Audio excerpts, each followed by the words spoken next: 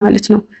ወይ ይሄ ጉዳይ ይፈታል ወይ ደግሞ እኔ ከዚህ ቦታ እሄዳለሁ ለቃለሁ ማለት ነው። መልቀቅ አልፈልግም ይሄን ቤት ግን ግዴታ ደግሞ መልቀቅ አለብኝ። የማይታረቁ ከሆነ ነገሮችን የማይፈቱ ከሆነ እኔ ከዚህ ቦታ መውጣት አለብኝ ማለት ነው። ቦታ መቀየር አለብኝ። ምክንያቱም እኔ እነሱ በፈጠሩት ኬዝ እኔ አደጋ ላይ መሆን አልፈልግም። ምክንያቱም አይታችኋል እንግዲህ የብሩኬ ጠላት ወይም ከብሩኬ ጋር የሚጣላ ሰው ቤቴን አውቋል እና አሰላሙ አለይኩም ወራህመቱላሂ ወበረከቱ። ውድና የተከበራችሁ ቤተሰብ እንዴት ዋላችሁ? እንዴት አመሻችሁ? ሁላችሁንም ሰላም ሰላም ብያለሁ። ሀይሚዬ በቤቷ ውብ ሆና መታልናለች። ሀይሚ ግን ጸጉሯ ስታጠቁር እንዴት እንደምታምር ከቀይ ሰው ላይ ጥቁር ጸጉር በጣም ያምራልና ያው ሁሌም ያምርባታል፣ ሁሉም ነገር ያምርባታል። የኛ ጨረቃ ሁሌም ይመርብሽ የብሩኬ ንግስት። ወደ ገደለው ስገባ እንግዲህ ሀይሚዬ ቤቷ ሰብስባ ይቅርታ ልታባብል ነው የሚባለው እንደዛ ነገርና ለማንኛውም ሀይሚዬ አንቺ ቤት መልቀቅ ምናምን አይጠበቅብሽም፣ አትፍሪ፣ አይዞሽ። እንዴ አንቺ ይቅርታ ሁሉም ሰላም እንዲሆን ከተፈለገ ብሩኬን መረዳት አለብሽ።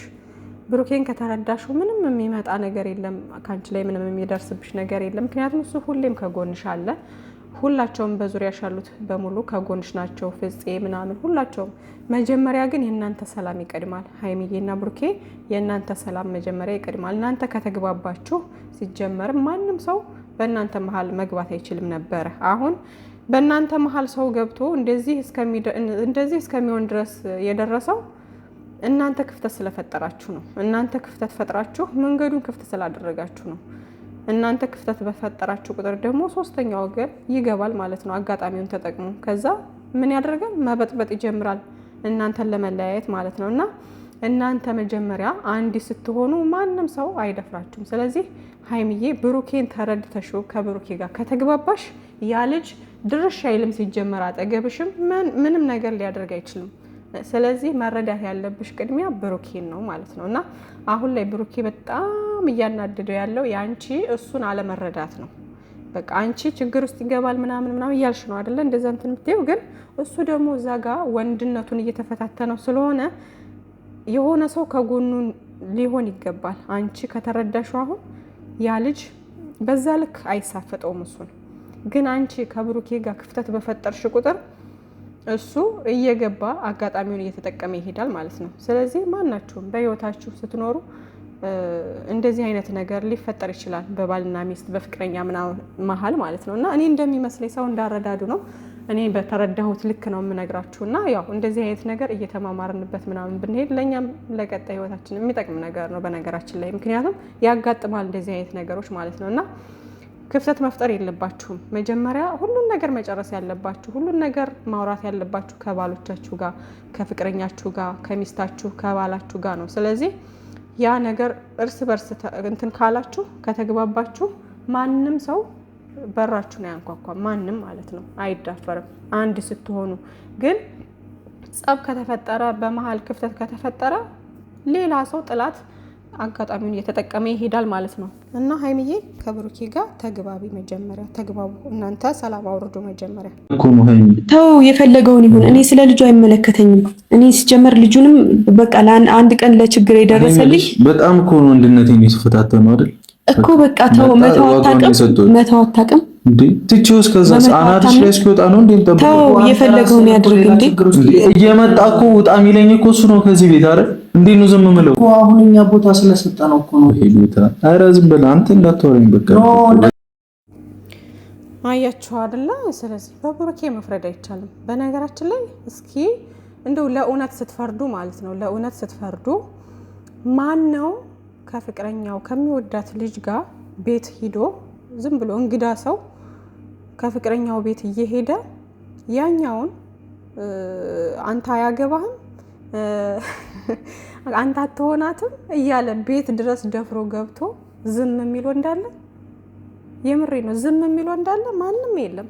ስለዚህ በብሩኬ የምትፈርዱ ሰዎች እኔ በጣም ትገርሙኛላችሁ። እሱ እኮ ወንድ ነው፣ ወንድ ልጅ ደግሞ በክብሩ አይደራደርም ሰዎች። ስለዚህ እሱን አንደርስታንድ ልታደርጉት ይገባል ማለት ነው። ማለት አንዳንድ ሰዎች እሱ ላይ የምትፈርዱም አላችሁ፣ ተረጋጋ ምናምን። በእርግጥ መረጋጋት ነው ያለበት። እኔም ተረጋጋ ነው የምለው። ምክንያቱም እንደዚህ አይነት ነገር ሌላ ጥላት እንደዚህ ሲሆን ነው የሚወደው።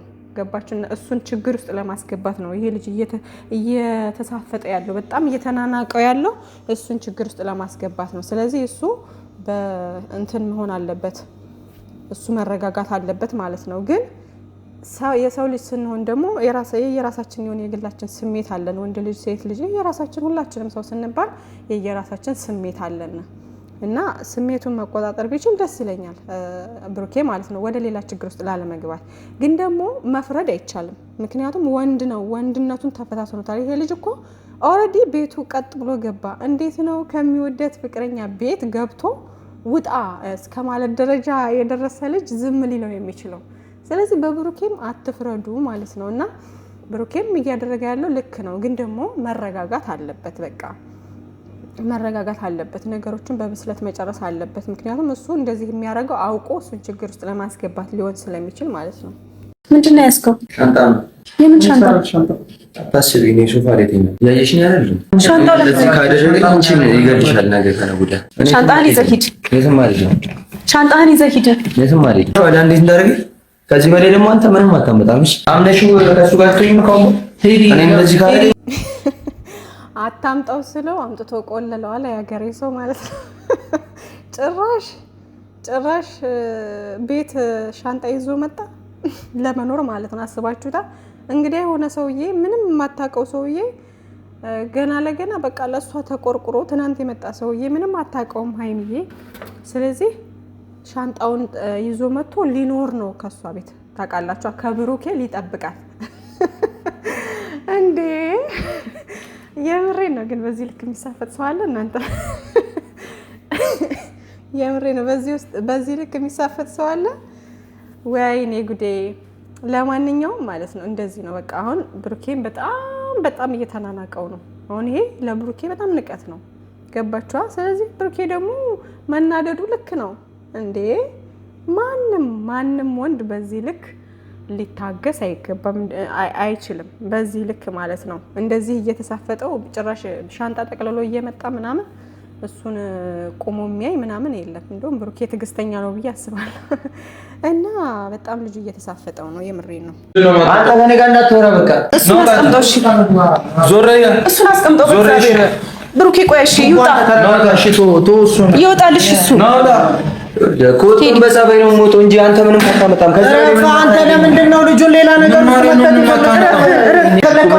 የማደርገው ነገር የለም። ምንም ሻንጣ ይዘህ ለምን የመጣኸው? ሶፋ ላይ ነው የምተኛው አልኩሽ እኮ። ወይ ጉድ! እንደዚህ ምን አይነት ነገር ነው ባላ። እኔ እንደዚህ አይነት አይን አውጣ ሰው አይቼ አላውቅም። የምሬን ነው። አይን አውጣ ነክባክ እንዴ! በጣም ነው እንዴ ሀይሚዬ ጋር መኖር የፈለግከው? ሆ በሰው ሚስት ድርቅ ኧረ አይመጣውም እንዴ! ተረጋጋ ሰውዬ። እና ውዶችዬ በዚህ ልክ መሳፈጥ አያስፈልግም። ይሄ ልጅ በቃ ችግር ውስጥ ለማስገባት ነው የሚፈልገው ብሩኬን እና በጣም እየተናናቀው ነው። በጣም ማለት ነው። ጭራሽ ሻንጣ ይዞ አልመጣም። ጭራሽ ለመኖር እንዴ ውጣ! አሁንም ውጣ እያለው እኮ ነው። አሁንም ውጣ እያለው ነው። አያገባህም ውጣ እያለው ነው አሁንም። እና በጣም ከባድ ነው። እንግዲህ ብሩኬ ወንድሜ ተረጋጋና በብስለት ነገሮችን ለመጨረስ ሞክር። ምክንያቱም አያያዙ ልጁ አንተን ችግር ውስጥ ለማስገባት ነው። ፍፄ ደግሞ የፍፄ ነገር እኔ ሆድ ይፍጀው በጣም እየገረመኝ ያለው ማለት ነው። ፍፄ ምን ሆነ ነው? ለምን አንተ ብሩኬን ሳትረዳውም? እንደ አንተ ወንድ ልጅ ነው። ስለዚህ ብሩኬን ተረዳው፣ በቃ ተረዳው። እናንተ ተረዱት፣ ሀይሚዬና ፍፄ ተረዱት። እናንተ ተረዱትና ልጁን በቃ ሲጀመር ለልጁ እንደዚህ ልጁን ስላባበላችሁት ነው በዚህ ልክ እየተሳፈጠ ያለው። ቤት ድረስ እየመጣ እንደዚህ የሚሆነው እኮ እናንተም ፊት ስለሰጣችሁትና በቃ እያባበላችሁ ምናምን እንትን ስላላችሁት ነው። ፊት ባትሰጡት ኑሮ ልጁ ቤት ድርሽ አይልም ነበር። ሲጀመር ከብሩኬ አይደርስም ነበር። ፍፄ እንደዚህ ማባረር ይችል ነበረ፣ ልክ ልኩን ነግሮ ማለት ነው። ጓደኛህ ነው፣ እንዴት ነው ጓደኛህን በዚህ ልክ ከፍቅረኛው ቤት እየሄደ እያስቸገረ በዚህ ልክ ጓደኛህን የሚሳፈጥ ወንድ እንደዚህ ታግሰክ የምታባብለው እንዴ?